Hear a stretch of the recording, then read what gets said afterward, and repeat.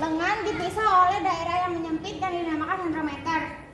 Di sini tidak ada gen dan tugas sentrometer ini itu mengatur gerak si kromosom. Yang ketiga itu ada telometer, mencegah perikatan antara ujung kromosom satu dengan yang lainnya. Yang kedua, yang ini apa sih? Yang itu ya histon. Histon itu adalah protein yang ditemukan pada inti sel yang terbungkus DNA yang kemudian bersama DNA menyusun struktur nukleosom. Kemudian ada DNA.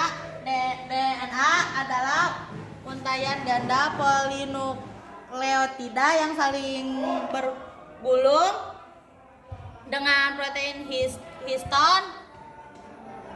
Dengan protein histon membentuk benang-benang kromatin.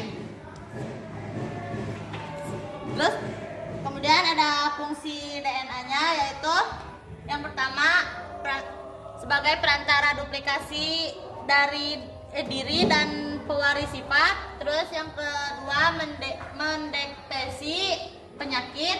Yang ketiga bermanfaat dalam bidang forensik, ekspresi informasi genetik.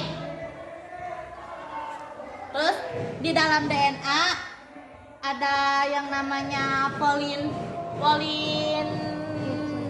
polinukleotida yang terdiri dari fosfat, gula pentosa, basa nitrogen.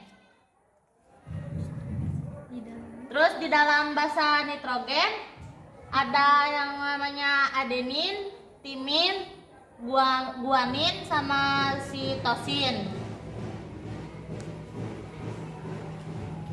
Kemudian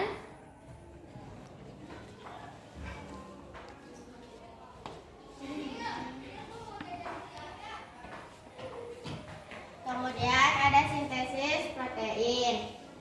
Itu fungsinya sintesis protein bertujuan untuk membentuk protein yang dapat dimanfaatkan oleh tubuh. Jadi ketika proses sintesis protein terjadi DNA melalui proses transkripsi yang menghasilkan mRNA. Jadi ini gambar-gambarnya. Jadi RNA memiliki struktur yang sama dengan DNA, hanya berbeda di basa introgennya. DNA memiliki agenin, guanin, sitosis, dan timin, sedangkan pada RNA timin diganti dengan urasil. Tadi izin menambahkan yang dari dia kan tadi gennya nggak ke bawah, jadi gen itu jadi ketika ada DNA yang membentuk suatu, kan itu DNA itu kan gabungan dari rantai-rantai nukleotida. Rantai-rantai nukleotida itu misalnya ada satu rantai nih, ini namanya nukleotida. Isinya itu ada fosfat, gula pentosa, dan basa nitrogen. Nah, ketika nukleotida ini membentuk menjadi dua rangkaian, misalnya itu nukleotida itu cuma satu. Ketika menjadi dua rangkaian itu disebutnya polinukleotida. Dan di dalam polinukleotida itu ada gen. Nah, ini gen. Jadi itu satu gen ini tuh menghasilkan satu sifat gitu pada kita. Jadi itu fungsinya untuk membentuk sifat di dalam, yang sebenarnya membentuk sifatnya itu protein-protein yang ada di dalam si basa nitrogen ini. Nah, kemudian tadi sudah dijelaskan tentang mRNA. Jadi dari DNA terjadi proses salinan atau transkripsi. Jadi si DNA ini tuh menghasilkan satu mRNA atau memberikan satu mRNA. mRNA itu messenger RNA. Jadi dia tuh kayak memberikan pesan kepada si ribosom yang ada dalam sitoplasma. Jadi kan yang tadinya di si DNA ini ada di nukleus, dia menghasilkan mRNA. Dari nukleus dia pergi ke sitoplasma, tepatnya di ribosomnya. Nah, ini tuh ribosom kita ibaratkan. Jadi si mRNA itu masuk ke dalam ribosom. Ia bertemu dengan ribosomal RNA. Di sana dia juga bertemu dengan yang namanya RNAT atau RNA transfer. Nah, RNA transfer itu fungsinya dia akan melakukan yang namanya translasi. Translasi itu apa? Translasi itu penerjemah kode-kode yang diberikan oleh si mRNA ini. Jadi si mRNA itu bawa kode-kode sifat kepada si ribosom.